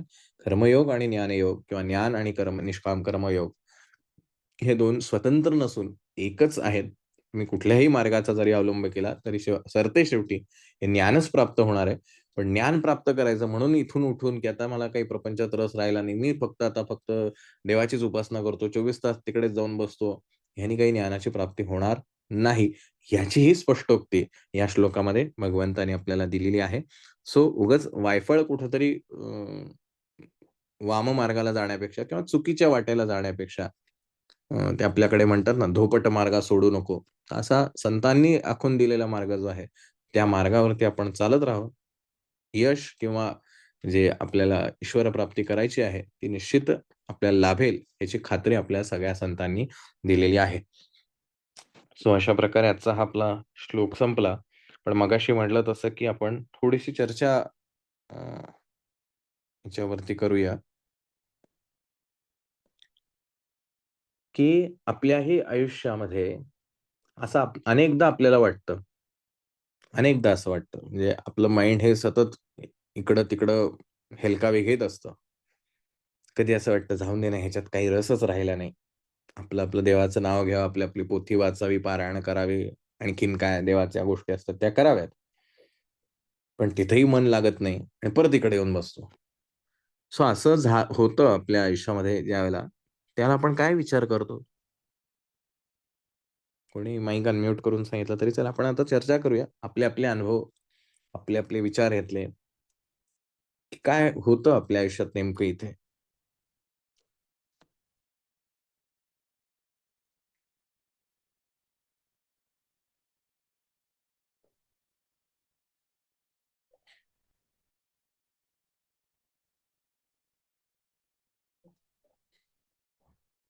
येस.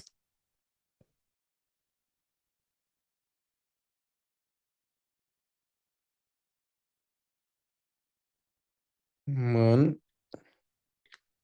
कुठेच स्थिर नाहीये.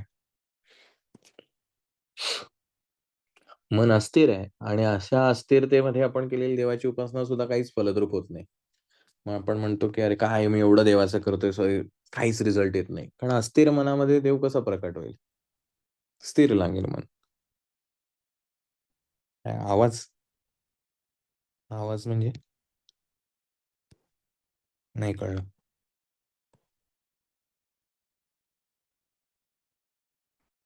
पण बघा आपल्या आयुष्याशी ह्या जोडून, की आपल्याही मनामध्ये ही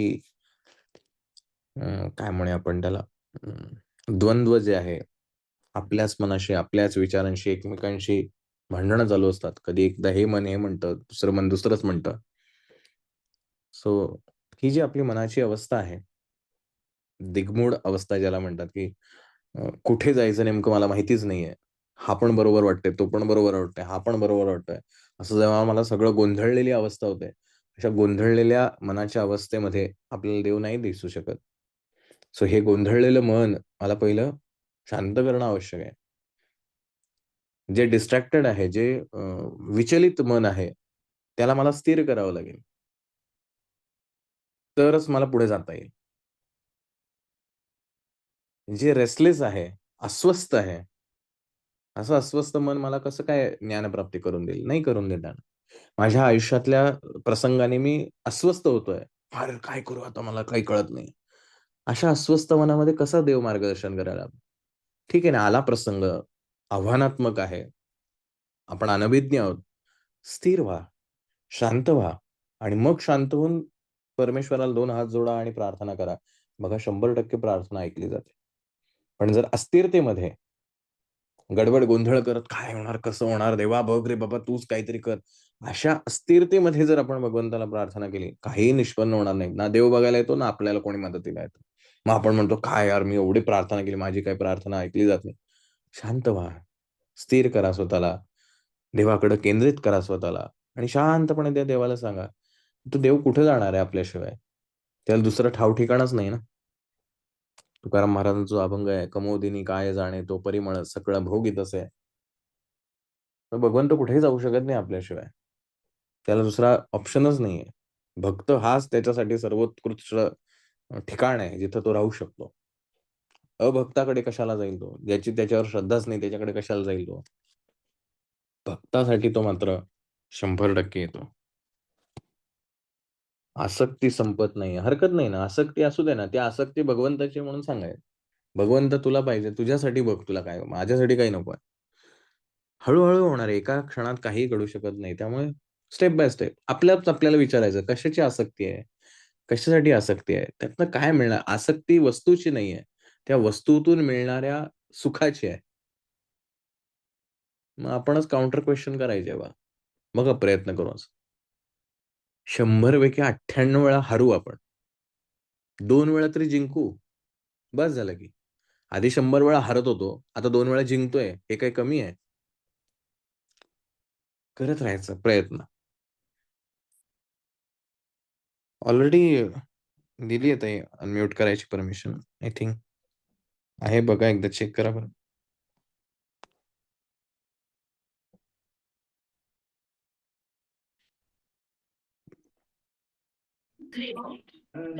मीटिंग चालू हा आता झालं. आता करून बघा बरं. झालं झालं. हां.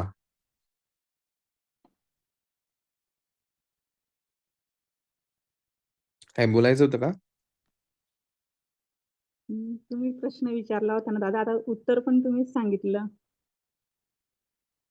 नाही प्रश्न असा होता की तुम्ही बोला बोला. आपल्या आयुष्यामध्ये जेव्हा असे प्रसंग उभे राहतात, त्याला आपण काय एक्सपिरियन्स करतो? त्याला आपल्या थॉट प्रोसेस कशी असते?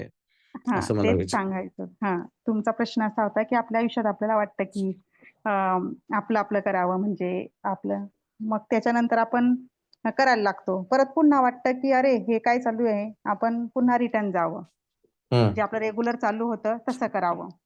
मग ते काही काळ चालतं. मग त्याच्यानंतर आपण तिथं पण आपण जास्त वेळ घालवू नाही शकत. मग आपल्याला लक्षात येतं की आपल्याला शांत व्हावं लागेल. म्हणजे मी जे म्हटलं तुम्ही उत्तर सांगितलं ते हे स्वतः एक्सपिरियन्स केलेलं आहे, की आपल्याला मग त्यावेळेस फील होतं की अरे आपल्याला हे वेगळंच, म्हणजे तिथं जास्त वेळ आपण नाही गुंतू शकत ना. कारण की आपल्याला आधी ऑलरेडी ते पटलेलं आहे, की याच्यामध्ये हे परमनंट नाहीये. हे जे आपण जे बघतोय, की जे एक्सपिरियन्स करतो आहे, ज्याच्यातनं आपल्याला चांगलं वाटतंय. पण हे आपल्यासाठी श्रेयस आणि प्रेयस ज्या गोष्टी आपण म्हणतो, प्रेयस वाटतंय, श्रेयस नाहीये, हे आपल्याला क्लिअर होतं. मग अरे आपण शांत व्हायला हवं यासाठी, तेव्हा ते श्रेयस आपल्याला समजतं. म्हणजे आपण पुन्हा अजून रिटर्न येतो. तर हे जे उत्तर दिलं म्हणजे काय, तुम्ही सांगितलं की शांत व्हावं लागतं, शांतच व्हावं लागतं आपल्याला, त्यासाठी स्थिरच व्हावं लागतं. Okay. I think Sarvesh hand raise केलायस. हॅलो. हा सर्वेश. हा दादा, आता जसं आपण म्हणतो की बऱ्याच वेळा आपल्याला वाटतं की हा इंट्युशन आहे असं तसं, पण जसं आपण डीप रिसर्च केला कळतं की नाही, तो विचार पण मनाचाच आहे. मग नक्की आपण आपल्याच मनाचा विचार आणि इंट्युशन ह्याच्यात फरक कसं काय करू शकतो? अरे बाप.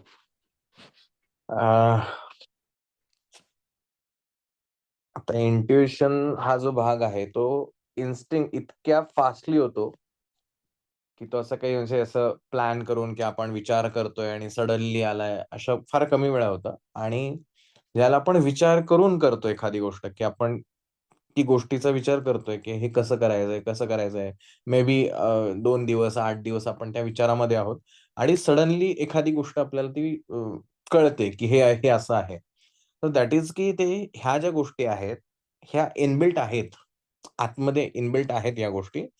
फक्त त्याच्यावरती कव्हरिंग इतकं आलेलं असतं ह्या आपल्या थॉट प्रोसेसमुळं. ओव्हर थिंकिंग ज्याला आपण म्हणतो, त्याच्यामुळे ते कव्हरिंग इतके त्याच्यावर लेयर्स तयार झालेले असतात. त्याच्यामुळे आपल्याला ते दिसत नाही. पण जेव्हा आपण शांत होतो, त्यावेळेला हे लेयर्स आपोआप बाजूला होतात आणि मग आतली जी गोष्ट आहे, जी ऑलरेडी होती, ती आपल्या बाहेर येते. आणि ज्याला आपल्याला इंट्युएशन असं वाटतं, की हे इंट्युएशन आहे म्हणून. But it's not intuition.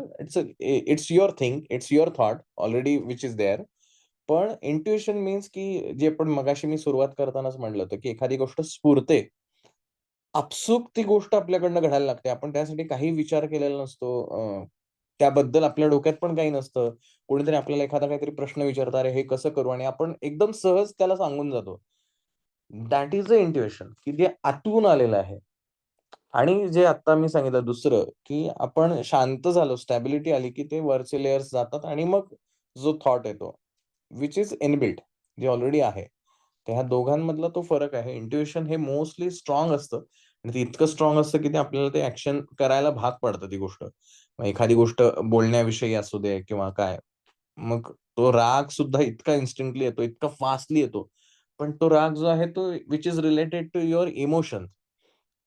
So तो काही इंट्युइशन आपल्याला म्हणता येणार नाही. म्हणजे मला इंट्युइशन झालं याच्यावर रागवायचं, असं काही होत नाही. सो इंट्युइशन हे नेहमी काहीतरी क्रिएटिव्ह असेल, एखादा गाईडन्स असेल, एखादी गोष्ट करण्याविषयी असू शकेल. बट मनाचे खेळ हे ऑलमोस्ट 99% सगळे मनाचेच खेळ आहेत.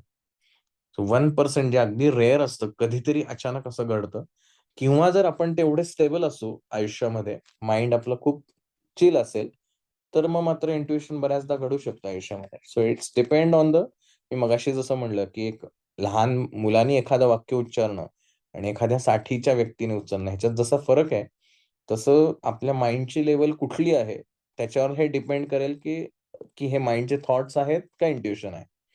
सो कुठल्या कॅटेगरीतला तो व्यक्ती आहे त्याच्यावरती ह्या गोष्टी डिपेंड करू शकतील. ओके दादा, थँक्यू.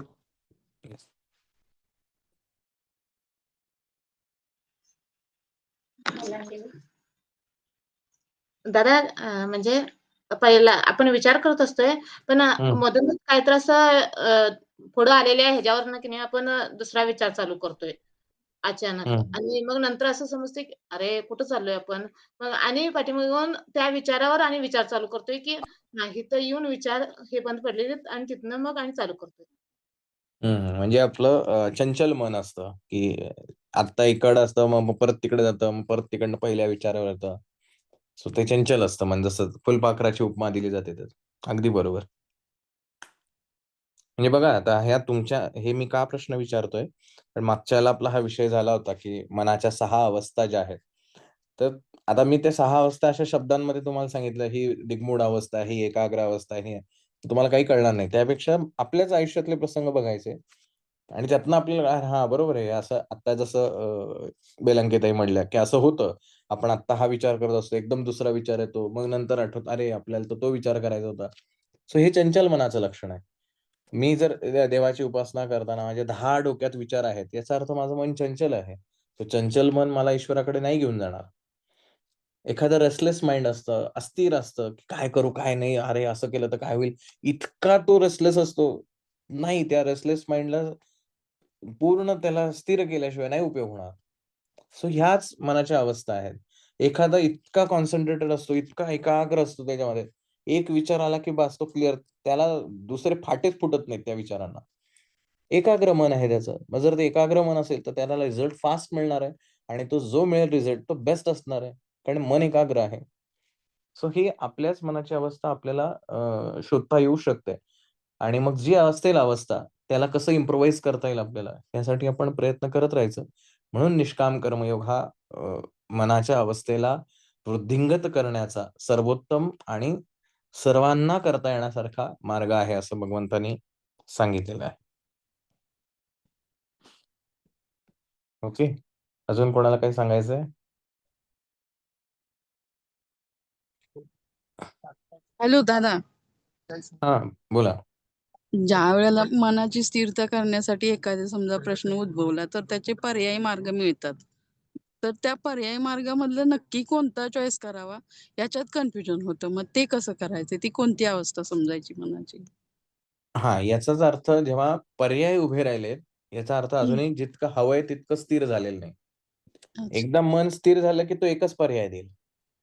बरं. तर मग ठीक आहे, आपल्याला 4 पर्याय आलेत ना, परत त्या 4 पर्याय शांत ठीक आहे. आलेत ना 4 पर्याय, ओके. शांत राहा. मग तुमचंच तुम्हाला कळेल, की हा जो मार्ग आहे, आपण जे म्हटलंय बिंब आणि प्रतिबिंब. उत्तर बिंबाकडून येणार आहे, प्रतिबिंबाकडून नाही. बिंब म्हणजे परमेश्वर आहे ना. तर ठीक आहे, हो. शांत राहायचं. देईल तो उत्तर देईल आणि बरोबर तो आपल्यासमोर मग कधी एखाद्या पुस्तकातलं वाक्य आपल्यासमोर येईल. एखाद्या नेमकं टीव्ही सीरियलमध्ये एखादं वाक्य आपल्या त्या अनुषंगाने आलेलं असेल. एखादा मित्र येऊन भेटेल, मैत्रीण येऊन भेटेल, कोणीतरी सहकाऱ्यांचा फोन येईल, कुठूनही. तो बरोबर आपल्याला गाईड करतो, की ह्या 4 पर्यायांपैकी हा पर्याय बरोबर आहे. आणि मग त्या पर्यायाकडे जायचा. तो पर्याय बरोबर आपल्याला योग्य दिशेने नेतो पुढे. धन्यवाद दादा. दादा एक रिक्वेस्ट होती. हं. आजचा उपक्रम कसा झाला ते सांगितलं नाही. कारण मी खूप लेट जॉइन झाले. Okay, okay. नाही आजचा उपक्रम कोण होता आजचा उपक्रम? हां, शर्मिला मॅडम. तुम्ही आहात, तुम्हीच एक्सप्लेन करा आजचा.